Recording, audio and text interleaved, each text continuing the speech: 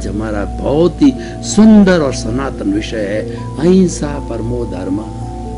भाई और बहनों, जो धर्म अहिंसा में विश्वास करते हैं वो धर्म आत्मा में भी विश्वास करते हैं। आत्मा के साथ में अहिंसा जुड़ी हुई है। अगर आत्मा वैसे या धार्मिक ग्रंथों में से अहिंसा को निकाल दिया जाए तो वो धर्म शून्य हो जाएगा।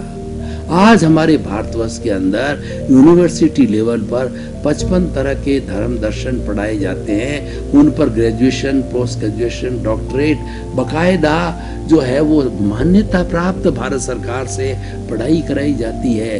और विश्व की बात करें तो विश्व के अंदर हर 5 साल के बाद में दार्शनिकों का एक कुंभ होता है और वह कुंभ इकट्ठा होकर के 365 तरह के छोटे मोटे धर्म दर्शन जो अपनी अपनी प्रस्तुति करते हैं। हर एक के सेंटर में आत्मा है।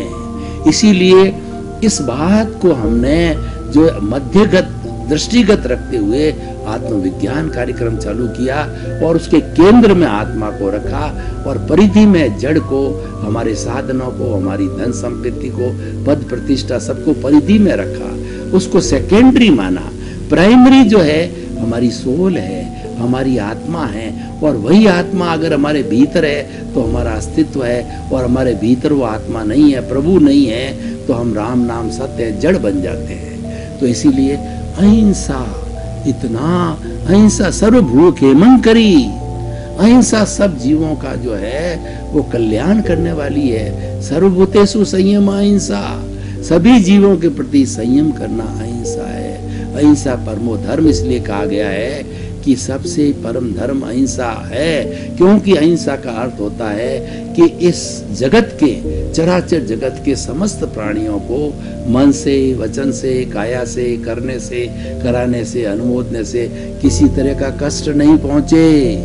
अपने आप के प्रति भी रॉन्ग फीलिंग नहीं रखनी, दूसरे के प्रति भी नकारात्मक भाव नहीं रखने, सबके प्रति सकारात्मक भाव रखना, ये अहिंसा है। और अहिंसा ये कहती है कि आप ये महसूस करो कि इस दुनिया में जितने भी जीव है अपने अपने कर्मों से अपने अपने आयुष्य जीवन जी रहे हैं, और मैं भी अपने अपने कर्मों के अनुरूप जी रहा हूँ। वो भी करता नहीं है, मैं भी करता नहीं हूँ।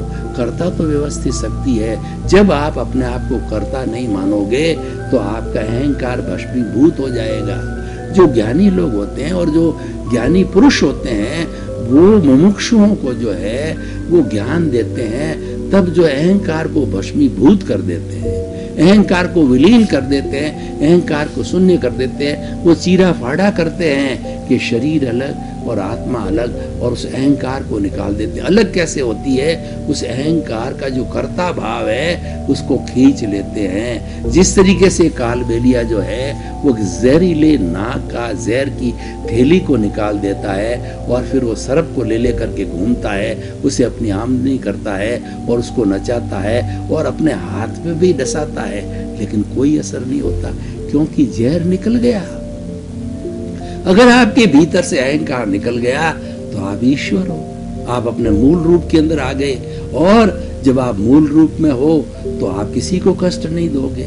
हमारी अगर चेतना की बात करें अहिंसा के परिप्रेक्ष्य में, तो हमारी 3 तरह की चेतना होती है। चेतना वाला आत्मा, आत्मा तो वही है लेकिन उसके 3 स्तर है, क्योंकि अहिंसा से जुड़ी हुई चीज है। तो पहला स्तर जो है वो है जीवात्मा।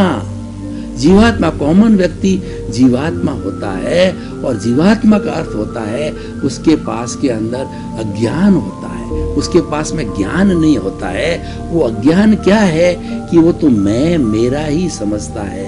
मेरा घर, मेरा परिवार, मेरी पत्नी, मेरे बाल बच्चे और मेरा धन, मेरी दौलत, मेरी बैंक बैलेंस, मेरी गाड़ी, मेरा घोड़ा, उतने तक ही सीमित रहता है, उससे आगे नहीं जाता है और इंद्रिय सुख में ही रहता है। खाओ पियो मौज करो, 5 इंद्रियों के जो विषय है, अच्छा भोजन करो और अच्छे अच्छे गाने सुनो और अच्छी अच्छी सुगंध इत्र वगैरह की सुगंध करो, अच्छे अच्छे पिक्चर आंखों से देखो, अच्छा स्पर्श करो, अपने जो है सुंदर मुलायम स्पर्श करो, यानी जिस तरह के भोग विलास की बात है, तो वो उस तक ही सीमित रहता है। तो वो जीवात्मा कहलाता है। लेकिन जिसको ज्ञान मिल जाता है, ज्ञानी पुरुष जिसको ज्ञान दे देते हैं तो ज्ञान देकर के वो उनके भीतर अंतरात्मा को पैदा करते हैं, अंतरात्मा का आलोक कर देते हैं, अंतरात्मा का प्रकाश कर देते हैं। तो अंतरात्मा होते ही वह सोचता है, भेद विज्ञान हो जाता है, मैं अलग हूँ, शरीर अलग है, और इस शरीर का जो चलाने वाला अहंकार है, जो कर्ता भाव, जो जिसको अहंकार कह सकते हैं, कर्ता भाव है, वो समाप्त हो जाता है। कर्ता भाव समाप्त होने से कर्मों का, अगले कर्मों का बंधन रुक जाता है, और पूर्व कई जन्मों के जो कर्म होते हैं वो बर्फ की शिला की तरह पिघलते रहते हैं। वो संभाव से फाइलों का निकाल करके और उनको जो है वो एक्सेप्ट करता है और उसके अनुरूप ही वो जीवन जीता है। ज्ञान जीने वाला जो परिस्थिति आती है उसमें संभाव रखता है,